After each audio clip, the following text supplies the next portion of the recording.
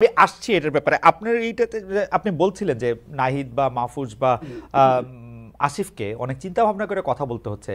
চিন্তা জি। ভাবনাটা কি আপনি বা হাসনাত একটু কমই করতেছেন নাকি ইদানিং, নাকি মানে আচ্ছা, আমি আপনার অ্যাঙ্গেলটা বুঝতে পেরেছি। আসলে আমরা চিন্তা ভাবনা কম না করছি না এটা আমরা মনে করি না। না, বরং আমি আমার জায়গা থেকে বা হাসনাতের জায়গা থেকে আমি যদি সামগ্রিক ভাবেই বলি, আসলে জি আমি প্রথমে আপনাকে একটা কথা বলে নিয়েছি। জি 3 মাস আগে আমরা যে জীবনে এই পর্যায়ে থাকবো এটা আমরা কখনো কল্পনা করিনি, এবং সবগুলোই আমাদের জীবনের নতুন নতুন অভিজ্ঞতা। ওকে হ্যাঁ, ইভেন আমরা ওই যে আমরা 4 তারিখে আমরা যখন ঘোষণা দিই যে 6 তারিখে আমাদের লং মার্চ টু ঢাকা হবে, রাইট তখনই আমাদের ইনস্ট্যান্ট আবার আমাদের ডিসিশন বিভিন্ন পার্সপেক্টিভ চিন্তা করে প্রায় 30 মিনিটের একটা ডিবেটের পরে আমরা ডিসিশনে আসি যে না, পরশু নয়, আগামীকালই long march to Dhaka.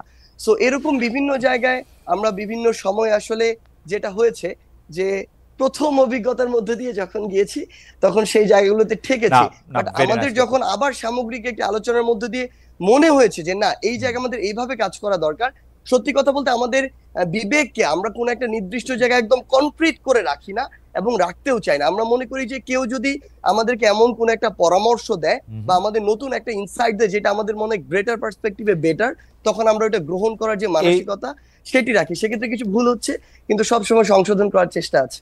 Sarjis আপনাকে ধন্যবাদ। আমি আবার আসবো আপনার কাছে যে মানে আহ, একটু ডক্টর সায়ন্তের কাছে যেতে চাই। আপনি আসলে ভালোভাবে আপনার অবস্থান তুলে ধরেছেন, মানে যেরকমটা তুলে ধরার কথা। ডক্টর সায়ন্ত, মানে আপনার সঙ্গে কথা বলা তো সবসময় আনন্দদায়ক এবং একটা কি বলবো যে একটা খুবই ভালো অভিজ্ঞতা। তো সেই জন্য একটু জানতেও চাই, আপনি ঠিক বিএনপি করেন না বা বিএনপি দলের সাথে আপনার কোনো সরাসরি সম্পৃক্ততা নেই, কিন্তু সেই জন্য আপনাদেরকে এইটা বলা বা প্রশ্নটা করা আমার জন্য আরেকটু সহজ যে 5 আগস্ট সরকার বদল হওয়ার পরে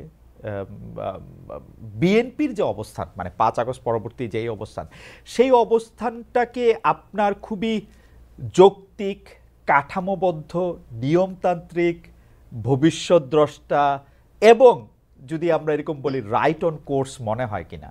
কেন আমার মনে এই প্রশ্ন জাগলো সেইটা আমি পরে আসতেছি, আপনি আগে বলেন যে সেটা আপনার ঠিকঠাক মনে হয় কিনা।